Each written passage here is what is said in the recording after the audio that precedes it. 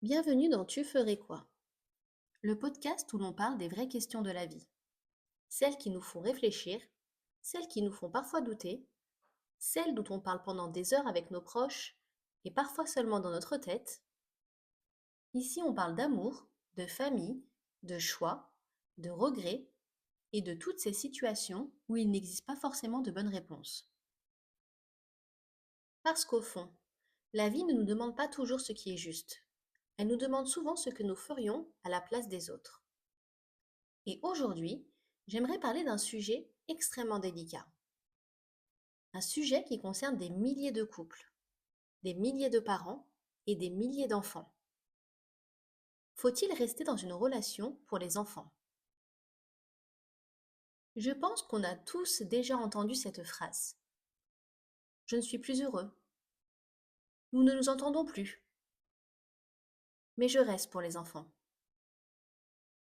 Et quand on entend ça, on a souvent envie de répondre: quel courage! Parce qu'au fond, quel parent ne voudrait pas protéger ses enfants? Je pense qu'il faut rappeler quelque chose d'important. Personne ne se marie en pensant au divorce. Personne ne construit une famille en espérant la voir se briser. Au début, il y a l'amour, les projets, les promesses, les rêves. Et puis, la vie arrive.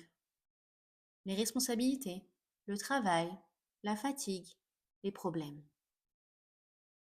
Et parfois, deux personnes qui s'aimaient énormément deviennent deux personnes qui ne se comprennent plus.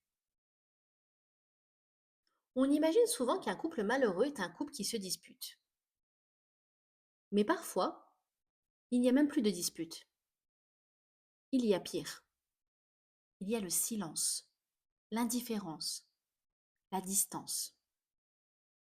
Deux personnes qui vivent ensemble, mais qui ne vivent plus vraiment l'une avec l'autre. Alors pourquoi rester? Est-ce vraiment uniquement pour les enfants? Ou est-ce aussi la peur de recommencer, la peur de la solitude, la peur du regard des autres, la peur financière, la peur de regretter? Parce qu'une séparation fait peur, très peur.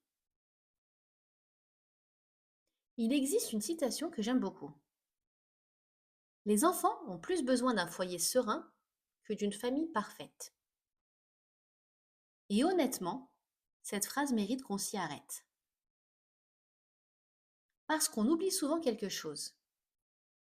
Les enfants voient tout.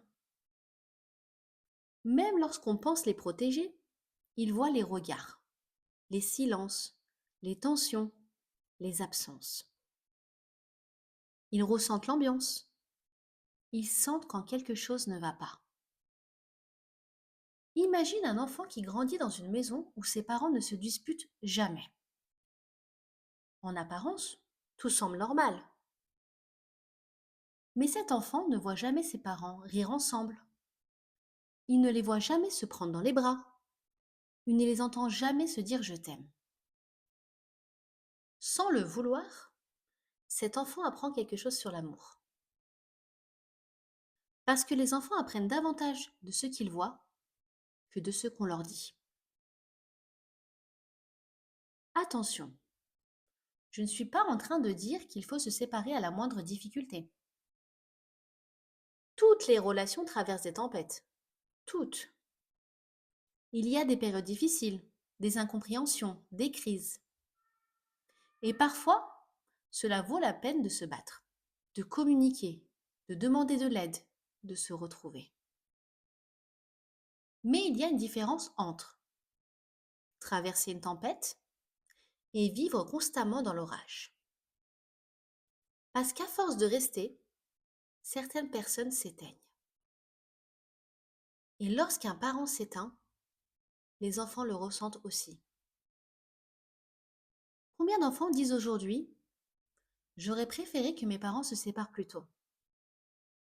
Parce qu'ils ont vu leur mère pleurer, parce qu'ils ont vu leur père souffrir, parce qu'ils ont grandi dans des tensions.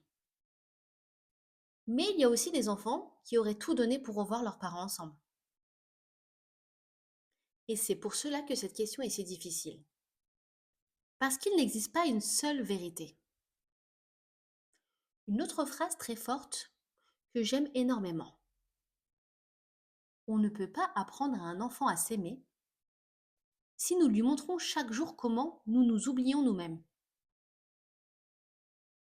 Et si le plus beau cadeau que l'on puisse offrir à nos enfants n'était pas une famille parfaite, mais une famille apaisée.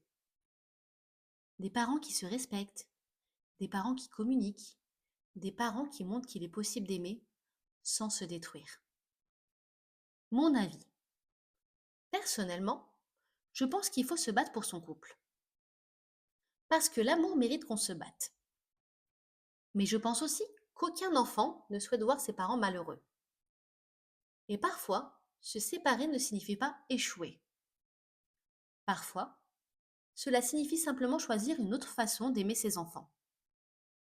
Au fond, la vraie question n'est peut-être pas faut-il rester ensemble pour les enfants, mais plutôt quels souvenirs voulez-vous laisser dans le cœur de nos enfants?